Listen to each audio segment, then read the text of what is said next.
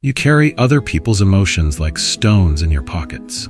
When someone is upset, you feel their distress in your chest as if it were your own, as if you caused it, as if you're the only one who can fix it.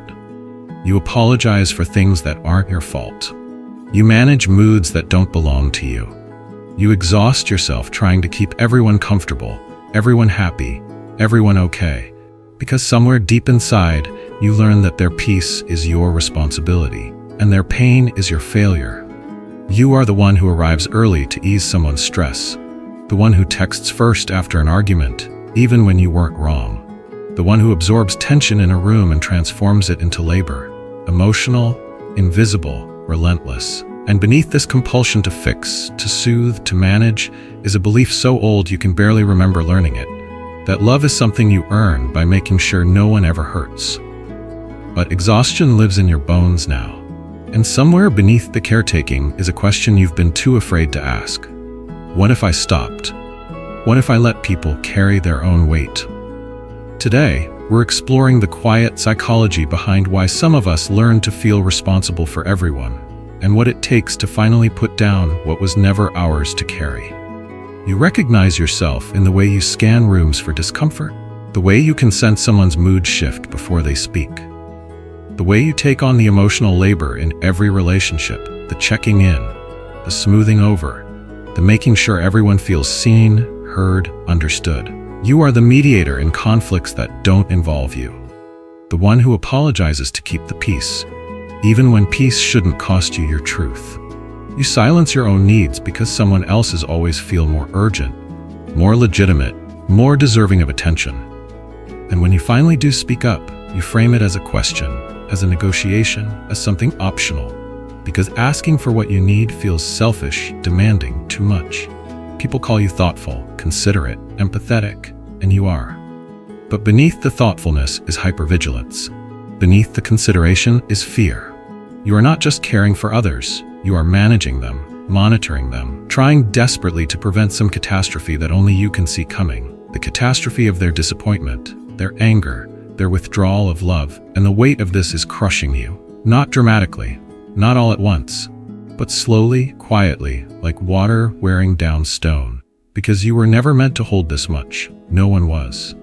The psychology here is both ancient and achingly specific. It's called parentification, a term that captures what happens when a child becomes responsible for emotional needs that should have been met by adults. When boundaries dissolve and roles reverse, and the child learns to read their parents' moods the way sailors read the sky, searching for signs of coming storms. This doesn't always look like obvious neglect or abuse. Sometimes it's subtle. A mother who shared too much, her loneliness, her marriage problems, her emotional fragility, making the child her confidant, her therapist, her reason to hold on. A father whose anger filled the house like weather, teaching everyone to tiptoe, to manage, to keep him calm at any cost.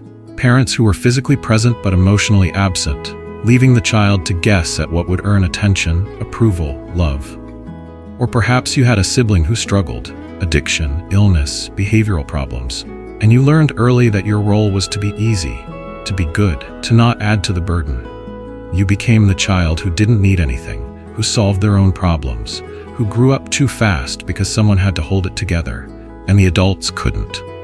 The child's mind is brilliantly adaptive. It doesn't have the luxury of protest. It simply learns what it must to survive. And if survival means becoming responsible for emotional climates you cannot control, if it means learning to prioritize everyone else's needs above your own, if it means carrying weight that should never have been yours, then that's what you do. Because the alternative, being a child with needs in a home that cannot meet them, feels too dangerous, too lonely, too close to abandonment. This is why you can't just let it go. Because this wasn't a choice. This was adaptation. This was love, trying to exist in conditions that made love feel conditional. Inside this pattern is a world of constant calculation. You wake up and your first thought is often about someone else, what they need, how they're feeling, what you should do to make things easier for them. Your calendar is full of other people's appointments, other people's emergencies, other people's emotional weather. You listen for hours but rarely speak about your own struggles. When you do, you minimize them immediately. It's not that bad, I'm fine, I'm just being dramatic. You've become so skilled at reading others that you've stopped reading yourself. Your own feelings arrive as background noise, as interruptions to the real work of managing everyone else. And when someone is upset with you, it's unbearable. Not just uncomfortable, existentially threatening. You replay conversations obsessively, searching for your mistake, your failure, the moment you should have been different. You apologize excessively, even when you're not sure what you're apologizing for, because their displeasure feels like a verdict on your entire worth, proof that you failed at the only job that matters, keeping everyone okay. The cruelest part is how invisible this labor is. No one sees the mental load you carry, the remembering, the anticipating, the emotional translation you provide between people who won't speak directly to each other. No one sees the nights you can't sleep because you're carrying someone else's anxiety, someone else's problem, someone else's pain as if it were your own. And beneath the exhaustion is something even harder to name: resentment. Not loud or righteous, but quiet and shameful. Because you're supposed to be the caring one, the selfless one, the one who doesn't mind. But you do mind. You mind desperately. You're just too afraid of what it would mean to stop. Here's the truth that breaks everything open. The thing that kept you safe as a child is the thing that's destroying you now. Being responsible, being attuned, being the emotional caretaker, this worked once. It earned you whatever scraps of stability and love were available. It made you valuable in a home where value had to be earned. It gave you purpose in chaos, control in unpredictability, worth in a world that made you prove your worth every single day. But you are not that child anymore. The crisis has passed. The unstable parent is no longer your responsibility. The family system that needed you to be small, to be functional, to manage what the adults couldn't, that system no longer defines your life. And yet the pattern remains, treating every relationship like the one that programmed it, every conflict like the catastrophe you once had to prevent. This is the paradox. You're still trying to save a family that no longer needs saving, still trying to earn love you've already received, still carrying responsibility that was never yours to begin with. And in doing so, you're abandoning the one person you were actually supposed to take care of, yourself. Because while you were busy managing everyone else's emotions, who was managing yours?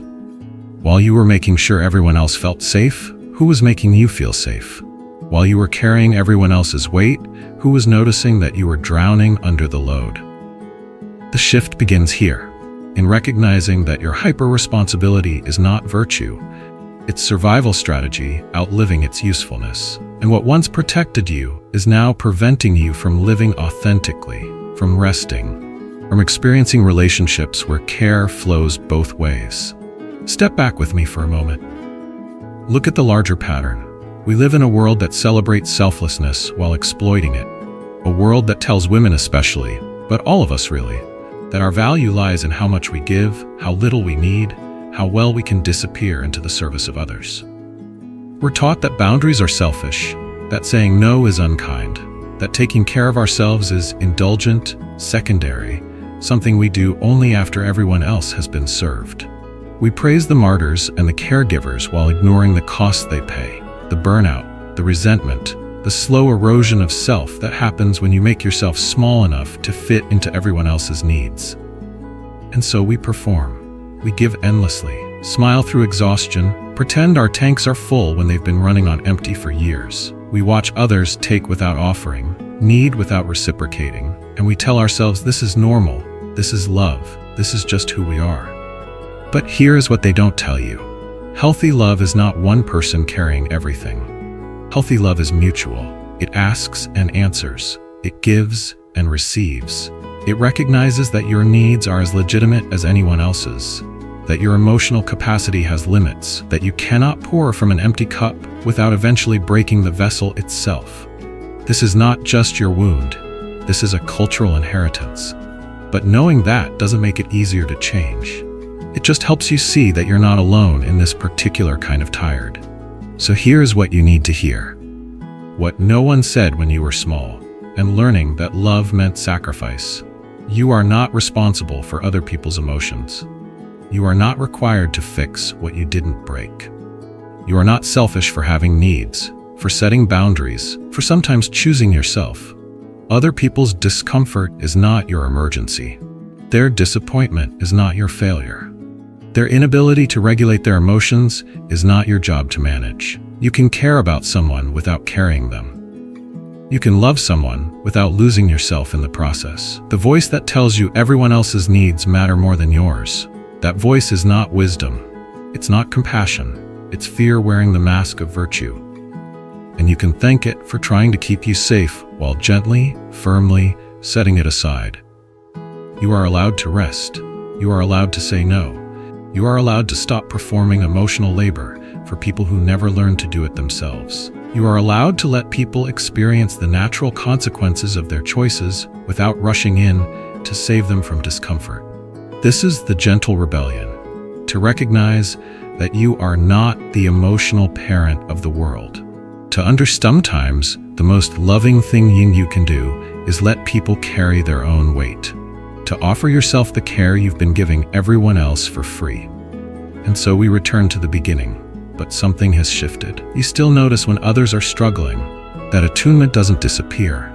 That sensitivity remains. But now there's space between their emotion and your response. Now you can feel compassion without drowning in responsibility. The child who learned to carry everyone still lives inside you. But so does the adult who can choose differently. Who can say, I see you're upset, I care about you. And also, this is yours to hold. Who can offer presence without problem solving, empathy without enabling, love without losing themselves entirely. This is the transformation, not from caring to callousness, but from compulsive responsibility to conscious choice. You still help people, but now you help from fullness, not emptiness. Now you give because you want to, not because you're terrified of what will happen if you don't. The apologies become less frequent. The boundaries become clearer. The emotional labor becomes shared rather than assumed. You start asking for what you need, not perfectly, not always successfully, but asking nonetheless, because you've decided that your needs matter too, that you deserve care too, that you are not exempt from the love you've been giving everyone else. You are still sensitive, but you are no longer responsible. And that makes all the difference. Because healing doesn't always announce itself with fanfare. Sometimes it arrives quietly, in the moment you let someone else's disappointment exist without rushing to fix it. In the moment you say, I need rest, without justifying, without apologizing, without making it optional. Sometimes healing sounds like permission, to be human, to have limits, to love others without sacrificing yourself on the altar of their comfort. Your childhood taught you that you were responsible for everyone, but your present can teach you something else, that the only person you're truly responsible for is yourself, and that taking care of yourself isn't selfish. It's the foundation that makes genuine care for others possible. Maybe that's the truth you were searching for all along. Not that you should stop caring, but that you can care without carrying. That love doesn't require you to disappear. That the weight you've been holding was never yours to begin with. And maybe, just maybe, putting it down doesn't mean you're giving up on anyone. It means you're finally showing up for yourself.